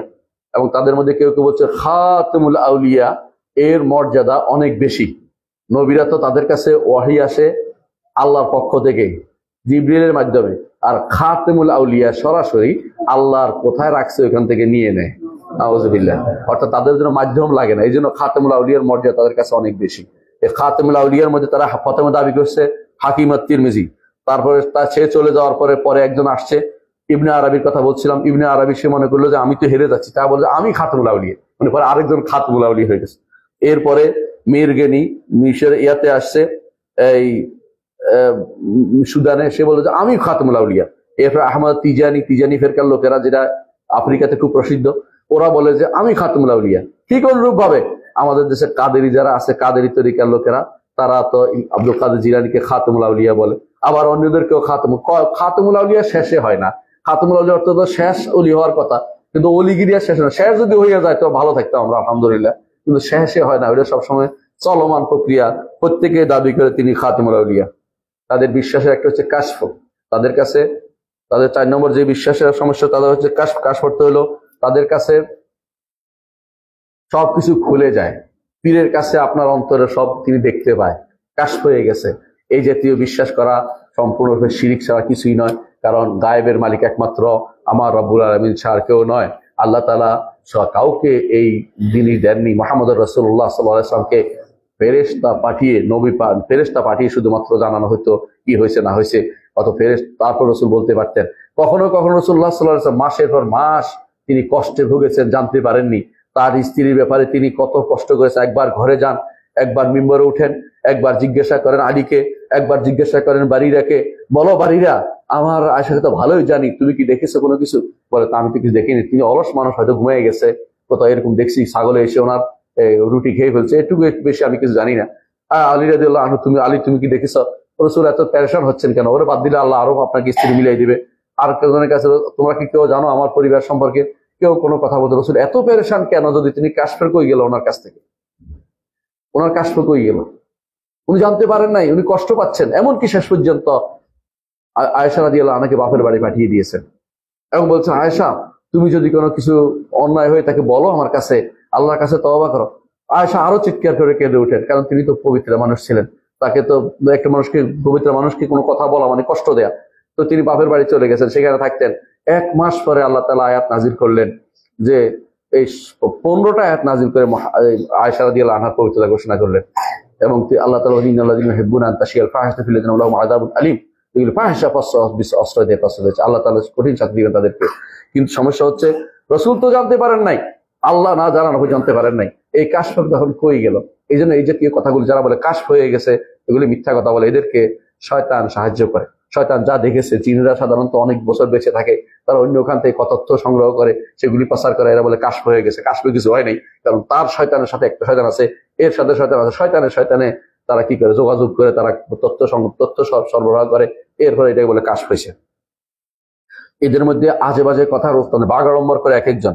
যে ব্যক্তি বায়েজিদের নাম শুনেছেন আপনারা, বায়েজ বোস্তামি বলতো সুবহানি সুবহানি মা আযম শানি, আমি কত পবিত্র, আমি কত পবিত্র, আমার শান কত বেশি। আউযুবিল্লাহ, ইমানদার এটা বলতে পারে? এরা এর সাথে আরো গল্প জুড়ে দিয়েছে। গল্প জুড়ে দিয়েছে কি, একদিন তিনি এরকম বলছেন, পরে তিনি সুস্থ অবস্থায় আসার পর তাদের নাম দিয়েছে ওয়াজদে শুকর, মানে তিনি মাদক আসক্ত ছিলেন। শুকর মানে মাদক আসক্ত হওয়া। এরা বলে যে প্রেমের মত্ত ছিলেন, নাউজুবিল্লাহ। এই জাতীয় শব্দ আল্লাহর জন্য ব্যবহার করে, রাসূল ব্যবহার করা জায়েজ নাই। এগুলি মানে যত ব্যবহার শব্দ দেখবেন তত দেখবেন যে গুনার কথা বলছে। তো বলতেছে কি, যখন এরকম হবে তো আমাকে তরবারে দিয়ে কেটে ফেলিও। এরপরে নাকি তরবারে তাকে এরকম বলছে, কেটে ফেলতে গিয়ে কাটা যায় নাই। বলে আপনি তো কাটা যান নাই, বলে যেহেতু আমি ছিলাম না। মানে আবার এবার বুজুর্গি বের করতেছে, শিরিক করতে করতে আবার নতুন বুজুর্গি কাহিনী তৈরি করে নিয়ে আসে। এরা হচ্ছে এই শিরকে, এই সুফিবাদের শিরকে আপনি বুঝতে পারেন। এদের মধ্যে কেউ কেউ দাবি করছে আল্লাহর আরশের কাছে আমি আমার খিমা রাখছি, নাউজুবিল্লাহ। কেউ কেউ বলে যে আল্লাহ তো নারী শুরুতে ভালো দেখা যায়, নাউজুবিল্লাহ। কেউ কেউ তাদের মধ্যে এমন বলে যে মাহফিল জুব্বাতে ইল্লাল্লাহ, জুব্বার মধ্যে আল্লাহ ছাড়া কেউ নাই, এই জাতীয় কথারা বলে। এদের মধ্যে বাগম্বরের কোনো শেষ নাই। এরা বলে যে দেখবেন যে এদের সুফিবাদ দরবারে এক একটা বলে ফেলবে যে আমি নিয়ে আসবো, তোমাকে আমি এই করবো। এদের মধ্যে কেউ কেউ বানিয়েছে আব্দুল কাদের জিলানী এসে নাকি বলছেন নাউজুবিল্লাহ, তিনি ভালো মানুষ কিন্তু বলেন নাই, তিনি নাকি বলছে মুরিদিলা তাহজান, আমার মুরিদ পেরেশান হইও না, জগতের কত কত কত মাছ আছে সব আমি জানি, জগতে কত বালু আছে সব আমি জানি। মিথ্যা কথা, জানে না, জানে একমাত্র আল্লাহ ছাড়া কেউ জানে না। জগতের কত কি আছে একমাত্র আল্লাহ তাআলা জানেন, আর কেউ জানে না। মুহাম্মদুর রাসূলুল্লাহ সাল্লাল্লাহু আলাইহি ওয়াসাল্লাম শুধু তাই জানতেন, আল্লাহ তাদেরকে যা জানিয়েছেন এর বাইরে কিছু জানতেন না। এই বীর মুরিদেরা এই সমস্ত মিথ্যা বাগাম্বর দিয়ে সবসময় তারা চলাফেরা করে। হাসরের মাঠে পীর মুরিদেরা মনে করে তারা তার মুরিদেরা বাঁচাইতে পারে, পীরেরা মনে করে মুরিদদের বাঁচাইতে পারবে। এমনকি কেউ কেউ তাদের কবরে গিয়ে মনে করে যে কবরে তাদেরকে বাঁচাবে, কেউ কবরে তাদেরকে বাঁচাবে। কেউ কেউ মনে করে যে মরার সময় শয়তান পেশাব নিয়ে আসবে, ওই মুরিদে পীরে তারে বাঁচাবে। এই জাতীয় সবগুলি হচ্ছে বড় বাগাড়ম্বর ছাড়া কিছুই নয়। কবরে তাদের কোনো খবর থাকবে না। কবরে কি হবে, প্রশ্নের উত্তর প্রত্যেকে আলাদা দিতে হবে, কেউ কারো প্রশ্ন উত্তর দিয়ে যাবে না। আপনি আশ্চর্য হবেন, অমুক বিন তমুকের নাটক করে বেড়ায়, সে নাকি আল্লামা হয়েছে। সে বলতেছে যে একবার খুঁজে পাওয়া যাচ্ছে না মনকার নাকির, আল্লাহ নাকি এ হয়েছে সে হয়েছে, নাউজুবিল্লাহ। আল্লাহ নাকি ব্যস্ত, এই জাতীয় আজেবাজে কথা বলছে। তারা বলতেছে পরে খুঁজে পাওয়া গেল, আবার যাও, আল্লাহ আবার পাঠাইছে, খুঁজে পাইছে যে আব্দুল কাদের জিলানী পিঠ মোড়া করে বাদ্যা রাখছে মনকার নাকির। এই কথা যে ব্যক্তি বলবে ইমান আছে? আপনারা বলুন, আমি কিচ্ছু বলবো না। কোথায় কি আল্লাহও জানে না, আল্লাহ খুঁজতে পাঠাইছে। এই জাতীয় কথাবার্তা বললে কি অবস্থা হবে? কেউ যেটা বলে ইমান থাকবে তা? এই জাতীয় মানুষগুলো এখন আল্লামা হয়ে গেছে, নাটকও করে, এবং আপনাদের কাছে বিশেষ গ্রহণযোগ্য ব্যক্তিত্ব হয়েছে এরা। অমুক বিন তমুকেরা এই কাজ করে বেড়ায়। আপনাদের বোঝা উচিত যে এগুলি হচ্ছে আল্লাহর দ্বীনের শত্রু। এরা জাহেলে মোরাক্কাব, দ্বীন শত্রু তারা সম্পূর্ণ অজ্ঞ। এরা বাগাড়ম্বর করে বেড়ায়, সবাই বাগাড়ম্বর করে বেড়ায়। এবং কি কেউ কেউ মনে করে বাগদাদ শরীফে মূল্যে আলাদা হবে না, কেউ কেউ মূল্যে সৃষ্টিয়া তরিকার মূল্যে আলাদা বইব না। এত সোজা জিনিস যে আল্লাহর ইবাদত করবে সেই ব্যক্তি, যে ব্যক্তি আল্লাহর ইবাদত করে মৃত্যু পর্যন্ত ইবাদত করে যেতে হবে, নাহলে ইবাদত আযাব বন্ধ হওয়ার কোনো কারণ নাই। তাদের কাছে কেউ কেউ, আমি শেষ করবো ইনশাআল্লাহ, তাদের কাছে কেউ কেউ মনে করে যে তাকলিফ, অর্থাৎ ইবাদত একটা পর্যায়ে পর্যন্ত করে যখন সে বুঝতে পারে না, মানে সে কি বুঝতে পারে না, নিজেকে চিনতে পেরেছে, সেই ব্যক্তি আর ইবাদত লাগবে না, কারণ সে তো আল্লাহকে চিনছে, নিজেকে চিনছে, অর্থাৎ একই হয়ে গেছে এখন। হ্যাঁ, নাহনু কেলা না হালাল না রুহা না বাদানা, তারা কবিতা বানাইছে, আমরা দুজনে এক রুহেতে আবিষ্কার, এক রুহ এবং এক বদনে ঢুকে গেছি, এখন আর আমাদের কার ইবাদত করবো? এবং তারা বলছে ওমান আহ, আমি কার ইবাদত করবো, আমি তো সেই বিপদে পড়ছে। মানে তুই তো এখন পর্যন্ত তোর ইমান ঠিক হয় নাই, ওইটা দেখছস, এইটার জন্য তুই তো এখনো ওয়াহদাতুল উলূহিয়্যা বিশ্বাসী হাকি করতে পৌঁছতে পারিস নাই। মানে তুই আর ওই একই দেখবি। হ্যাঁ, পাক ভারতীয় এক বড় লেখক আছে, যার নাম বলতে চাচ্ছি না, থানাবনের লেখক, থানবী তাকে বলা হয়, একজন ব্যক্তি আর কি, নাম বলতে চাচ্ছি না। তিনি লিখছেন, জিজ্ঞাসা করছে যে তাহলে মিষ্টি আর পায়খানা একজন রাখা আছে, তো কিভাবে এখন এক যদি ওয়াহদাতুল উলূহিয়্যা তাহলে কিভাবে খাবে দুটাকে? তো একজন এসে বলতেছে তাহলে এটা করবে কি, প্রথমে সে মানুষ হইয়া মিষ্টিটা খাবে, তারপর কুকুর হইয়া ময়লাটা খাবে। তো তখন তিনি বলতেছেন, হুজুর বলতেছেন যে হুজুরের কথা বলতে, হুজুর বলতেছেন না, এটা ভুল বলছে, দুটো একই জিনিস, দুইটাকে আবার দুই রকম হইতে হবে কেন? সে এখন পর্যন্ত হাকিকতে পৌঁছতে পারে নাই বলে দুই রকম উত্তর দিচ্ছে। হাকিকতে পৌঁছতে তার কাছে এটা ওইটা সমান হয়ে যাবে না, আউযুবিল্লাহ। এই হচ্ছে এই তো সুফিবাদের সচরম জায়গা, যেখানে গেলে পথভ্রষ্ট ছাড়া কিছুই নাই। এদের নিকট এই জায়গায় গেলে আর কোনো তাকলিফ নাই। এই জন্য কাপড় চোপড় খুলে ল্যাংটা ল্যাংটা হাঁটে, রাস্তা রাস্তা হাঁটে, হয়তো উনি পৌঁছে গেছে। এইগুলো সুফিবাদের এই তরিকায় পৌঁছে গেলে আর কিছু নাই। তাদের সুফি জিকিরের কথা আপনাদেরকে বলেছি, তাদের নাচ দেখছেন আপনারা, এখন ইন্টারনেটে দেখবেন যারা কিভাবে নাচে, মেয়েদের মতো নাচতেছে পুরুষ মানুষ, লজ্জা শরম কিছু নেই। দেখবেন যে নাচতেছে, কেউ হই হুল্লোড় পড়তেছে, কেউ লাফাইতেছে, কেউ মাথা করতেছে। এগুলি কোন ইসলাম? এগুলো তো ইসলামকে অপমাননা করতেছে। এরা নিজেরা গুনার কাজ করতেছে, কুফরি করতেছে, অনেক সময় শিরকি করতেছে, অনেক সময় বেদাত করতেছে, অনেক সময় ঘুরতেছে, এই অপকর্ম করে বেড়াচ্ছে। আর নাম দিচ্ছে যে সুফি, তুর্কি নাচ বলে, সুফিতে তুর্কি সুফিদের নাচ, এটা নাকি জগৎ বিখ্যাত। এটা তো ইউরোপিয়ানরা খুব খুশি হয়ে দেখায়। এরকম কিছু করলে তাদেরকে দাওয়াতও দেয় যে আমাদের এখানে এগুলো করে দেখান, কারণ তারা এগুলোতে খুশি হয়। ইসলামকে এইরকম করতে পারলে, বানাই ফেলতে পারলে, ইসলামকে বানাবে একটা পাগল ছাগল হিসাবে, সিম্বল বানাতে তারা খুব পছন্দ করে। এদের মধ্যে আরেকটি জিনিস হচ্ছে কারামাত। এই কারামাতের কথা আর বলেন না, যদি বলতে যাই তো আশ্চর্য 2 দিন লাগবে আপনাদের, শুধু এক সংক্ষেপে বলতেছি। তাদের কারামতের প্রতি উল্লেখ আছে, অমুকে নামাজ পড়তো না, মিন কারামাতি আর নৌকান লাইসাল্লি, অমুক কারামত হচ্ছে নামাজ পড়তেন না। অমুকের কারামত হচ্ছে এটা যে তিনি চুরি করতেন। অমুকের কারামত হচ্ছে এটা তিনি মিম্বরে উপরে উঠে বড় বড় বড় শব্দ ছাড়তেন, বুঝছেন তো, পিছন দিক থেকে। এরপরে আর বলতেন যে কেমন হইলো, নাউজুবিল্লাহ, এগুলি বলে কারামত। যদি বিশ্বাস না আপনি পড়ে দেখেন, আমি একটা বানাই বলছি, না কোথেকে জানবো, এগুলি বন্ধু পড়ে করতেছি। জানো কারামতিল আউলিয়া লিন্নাভানি, এর পড়লে আপনি আশ্চর্য হবেন যে কারামতিল আউলিয়া, ওলিয়া আল্লাহদের কারামত জমা করছে এটার ভিতরে। যদি এগুলি যদি কারামত হয়, তো কারামত কিছু কোনো কিছু নাই। কারামত ইসলামী 2 কারণে হয়, মনে রাখবেন। একজন হচ্ছে আল্লাহর পথের যে দাড়ি, তাকে সাহায্য করার জন্য হয় কাফেরদের বিরুদ্ধে, এবং পাশে আল্লাহ তাকে সাহায্য করার জন্য, তাকে সাহায্য করার। দ্বিতীয় হচ্ছে তার ইমানকে মজবুত, দাড়ির ইমানকে মজবুত করার জন্য। কারামত যখন তখন দেখানোর জন্য হয় না। কারামত হয় শুধুমাত্র 2 টাকার সম্মানিত কোনো একটা বিপদে পড়েছে, সেখানে দাড়ি, আল্লাহর পথে দাড়ি তাকে সাহায্য করার জন্য হয়, অথবা তাকে ইমানকে মজবুত করার জন্য হয়, যে দাড়ি আল্লাহর পথে সে কোনো একটা বিপদ, তার ইমানের ব্যাপারে সন্দেহ আসতে না আসতে পারে, সেই জন্য হয়। এই জন্য কারামতের ব্যাপারে সবচেয়ে বেশি হয়েছে তাবেঈদের, আতবাউ তাবেঈন, পরবর্তী সাহাবায়ে কেরামের মধ্যে এরকম কারামতের খুব ছড়াছড়ি ছিল না। কেন? তাদের ইমানের কোনো মজবুত দুর্বলতা ছিল না। কারামত দিয়ে শক্তিশালী করা হয়, কারামত দুর্বল, তার কারামত দিয়ে শক্তিশালী করার দরকার ছিল না তাদের। তার রাসূলুল্লাহ সাল্লাল্লাহু আলাইহি ওয়াসাল্লাম যা বলেছেন তা সিদ্দিকীন পর্যায়ের মানুষ দেখেই বুঝেছেন হক কোনটা, তাদের জন্য আর বাড়তি কিছু লাগে নাই। আল্লাহ কুল্লাহ হাল, আমরা সংক্ষেপ করছি এই জন্য যে এই গোষ্ঠীটা লম্বা আলোচনা করলে কয়েকদিন করা যাবে। শুধু এটাই বোঝা দরকার যে এরাও পথভ্রষ্ট, এদের থেকেও আমাদের ইমান বাঁচাতে হবে। এদের পাল্লা একবার পড়ে গেলে আপনার ইমান নষ্ট করার কোনো জায়গার দরকার নাই, এরাই আপনার ইমানকে বিনষ্ট করে দিবে। আকুলু কাউলি হাযা ওয়া আস্তাগফিরুল্লাহ লি ওয়া লাকুম ওয়া লিসাইরিল মুসলিমিন ফাস্তাগফিরুহু ইন্নাহু হুয়াল গাফুরুর রাহিম।